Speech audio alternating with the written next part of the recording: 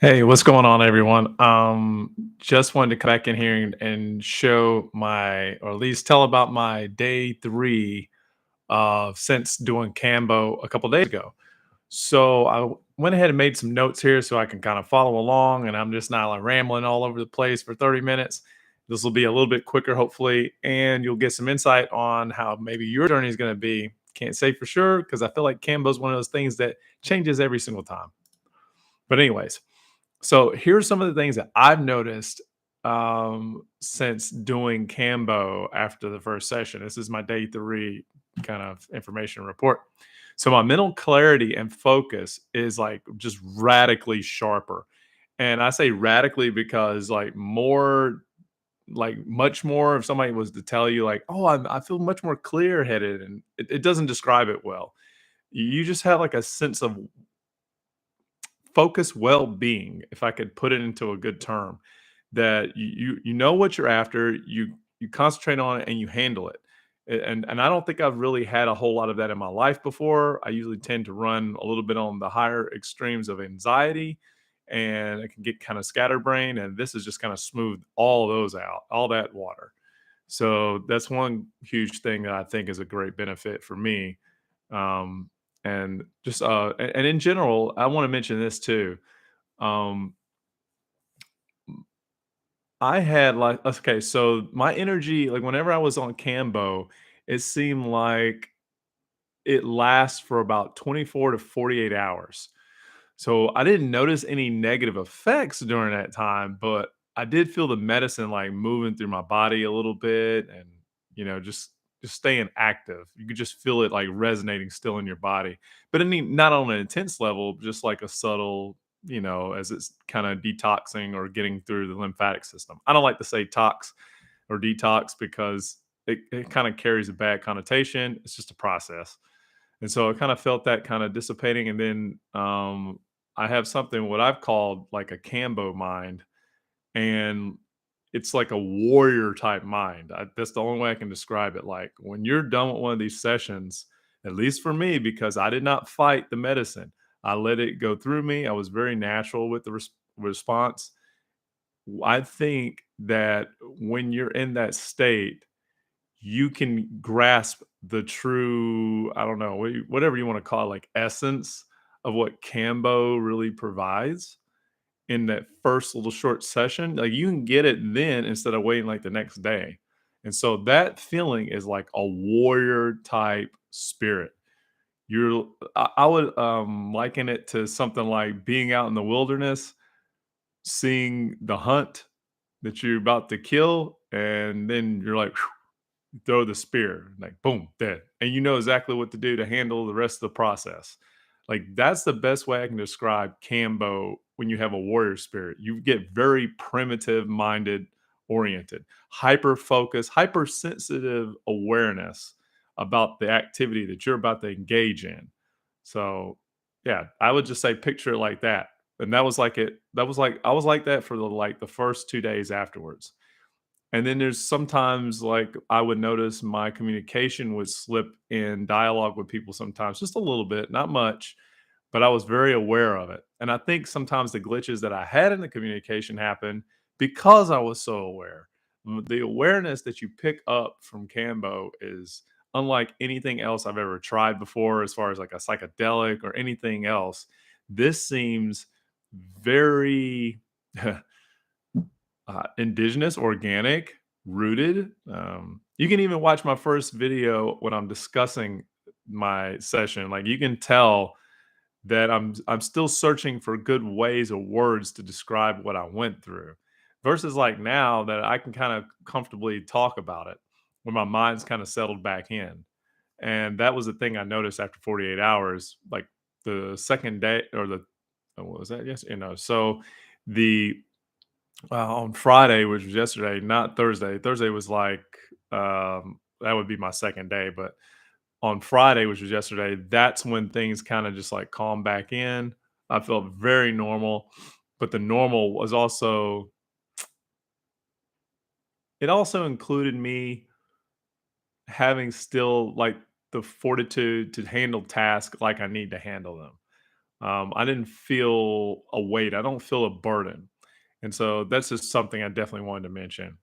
My motivation to complete activities is at an all-time high. Like, that's the reason why I'm making this video. Normally, I would never keep following up on a video. I just don't have it in me usually to do stuff like this, but I'm doing it here. I feel like I've kind of got a sense of duty to keep providing this information, so I'm going to keep doing it.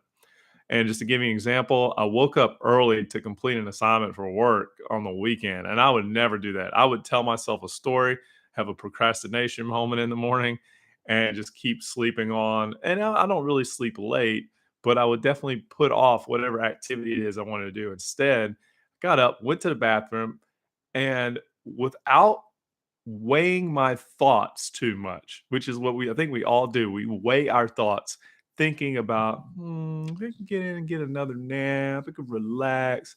I didn't even spend much time to weigh the thought. I said, oh, no, I'm not getting in bed. I'm up.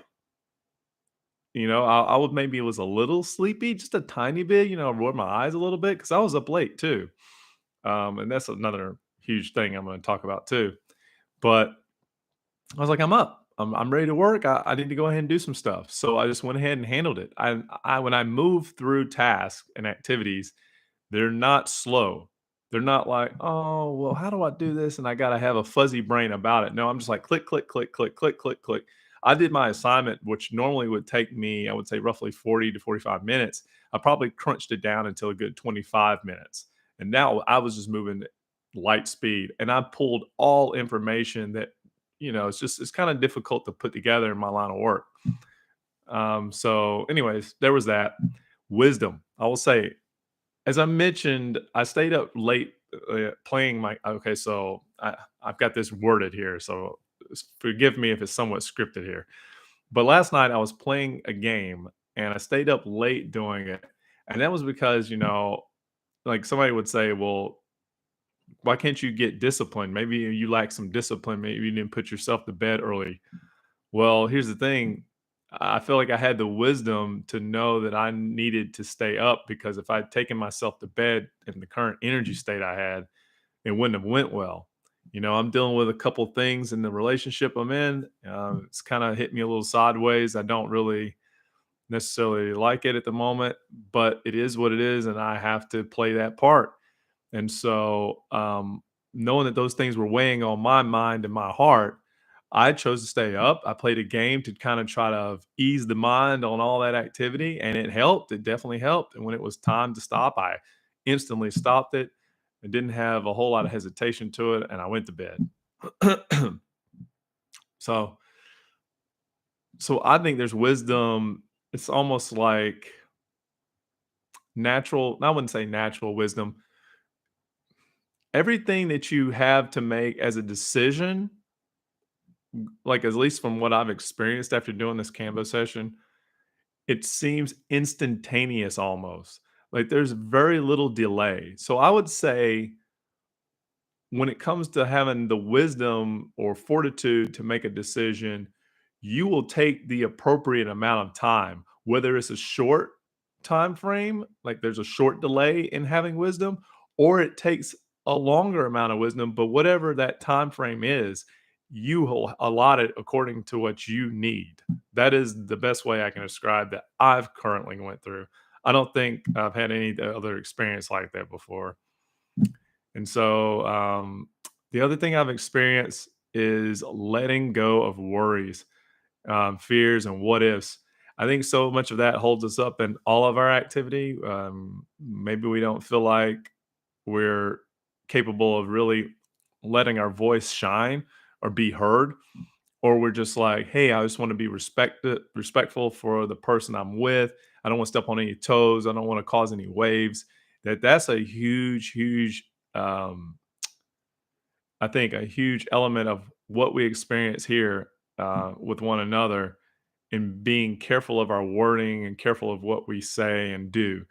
And a lot of that has just dissipated for me after Cambo. Like, the fact that I'm making this video, I'm not really trying to tailor it up to have a nice lighting or do anything special. I'm just here to report what's going on.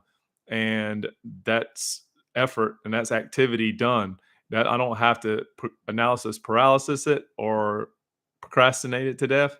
I'm taking action and I'm getting something done, which is for me outstanding. I really that alone is wonderful for me at this moment, especially when I'm concerned about my person that I really care about and love, and not getting a lot of feedback there. So I just have to go with it.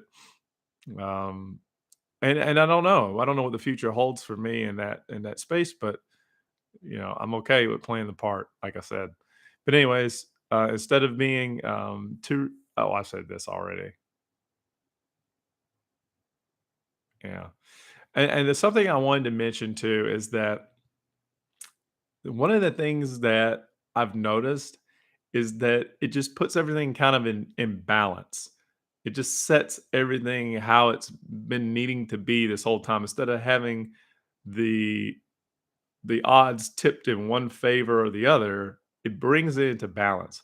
So, for example, most people can be one or two states, and somebody might call this the empathetic state, or somebody might call it a narcissistic state. And I always say it's self and other, and you can be in either camp, and it could be detrimental. I think one of the things that we talk about a lot of times is everything in moderation, but we have a really rough time practicing that.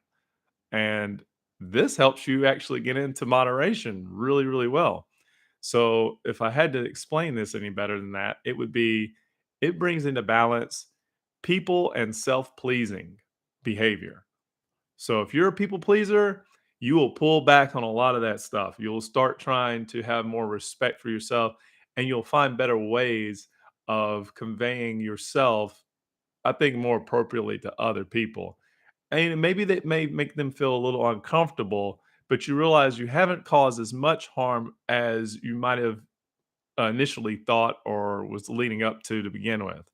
And then if you are just self-pleasing, you're always into yourself all the time and yada yada yada, you'll put that to the side and start to consider other people's experiences a little bit more instead of being so selfish in a lot of the things you do. Like you will take moments in your day and say, could I have handled that better?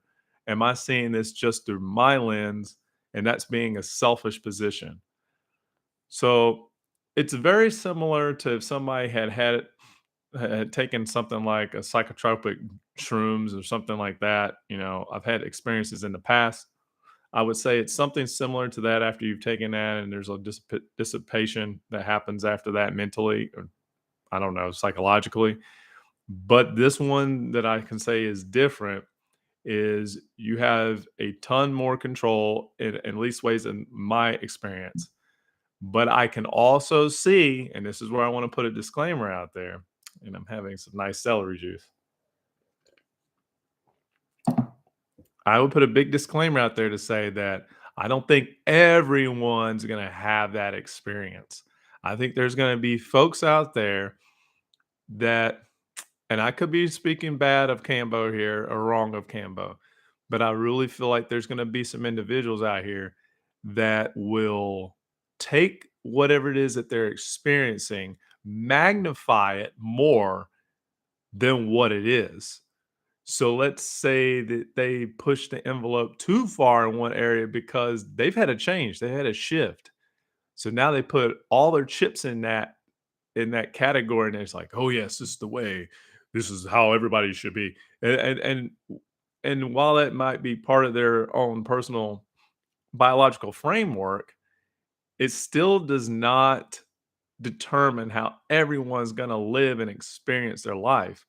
I mean, I think it's so cliche and so easy to say that something that works for one person is going to work for the rest of the world. And unfortunately, things don't work that way. You've got to find the things that work for you personally, just like I have to find the things that work for me personally. And there may be a large amount of people that can handle something. But there's also the potential for a few people not to be able to have the same experience. So, anyways, I just wanted to share that. If something changes or I feel like I can give some different insights. Oh, I also wanted to mention also about my stomach. issues. This is the main reason why I went there in the first place to have Kambo done. I really wanted to reset my microbiome, make sure everything was kind of cleaned, ready to go, and be strong. So the cool part on day two of after Kambo, so this is the following day, I was like, all right, I'm gonna test this out. I went to the gym, worked out, and the whole morning I was craving food before I went to the gym. I was like, I don't even know what kind of workout this is gonna be. But it didn't matter. The workout was still really good. And I was like, okay, it could have been better, but it was good for what fuel I had. I mean, I just purged the day before. That's an experience, right? You don't really necessarily feel strong after you've been throwing up, but I did. I got the workout done, and I had what we have is Bojangles, right? So I had a Bojangles biscuit. I had a Baconator. I ate all these big foods, and they did somewhat kind of mess up my stomach a little bit, but, like, really, it was nominal. I didn't really have anything as an issue. I'm back eating nuts. I can eat nuts and fruits, those little trail mix packs. I'm doing great with those. Um, my energy is just constant in general with food. So I've had a pretty good chunk of food. And then yesterday, I didn't eat all the kinda crazier food items I normally do. I just made sure to eat food that I was like craving and just thought was good for me. Because I can honestly tell you that as much as I want to eat unhealthy food, after doing Cambo, it will quickly tell you like this is not what you want to be doing. You'll feel lethargic. You just won't. It just doesn't go well with the body. And that's one thing I set it as an intention during the session. I wanted to be able to come back and have unhealthy food. I wanted to eat junk food. That was my intention. I want my gut strong enough to handle bullshit, right? And but yeah, it's at the end of the day, you need to just choose what the hell you want to eat. So if I get the craving for a donut, I'm gonna go get a donut. But at the moment, I'm good. So, anyways, my stomach, how's my outcomes with my own health as far as that's concerned? Pretty good. On the up and up. I think I need time to repair my gut lining. I'm still on an appointment right now to get that checked out and maybe see if I have parasites or whatever else or bacteria. And so when that date comes, I'll have more information. But at the moment, I'm just concentrating on just eating how I want to eat and helping this gut kind of repair. I wouldn't even say I would really crave this celery juice. I just thought I've got celery I got to get rid of. So I might as well drink some. And you should too. So if there's anything I'm going to be promoting, I'll promote celery juice. I'm not really saying anything about Cambo because I don't have enough insight into that yet. But anyways, you guys have a wonderful day. Thank you for listening to me and hearing out my story. And if you got any questions or whatever, you can always just post a comment. But take care.